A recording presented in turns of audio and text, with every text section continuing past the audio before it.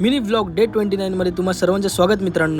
तर सकाळ सकाळ संडेला कांदा पोहे खायची इच्छा झाली म्हणून कांदा पोहे करायला घेतले पटापट धुवून वगैरे। त्याच्यानंतर कांदा वगैरे कापून घेतला, या ठिकाणी तुम्ही बघू शकतात। त्याच्यानंतर मिरच्या वगैरे कापून मस्त कांदा केला मी फ्राय, आणि नंतर मला मम्मीचा पाठून आवाज आला की भाई कांदा आधी नाही गरम करायचा, नंतर गरम करायचा फोडणीसकट। म्हणून मग फोडणी दिली आणि मग परत तोच कांदा त्याच्यामध्ये टाकला।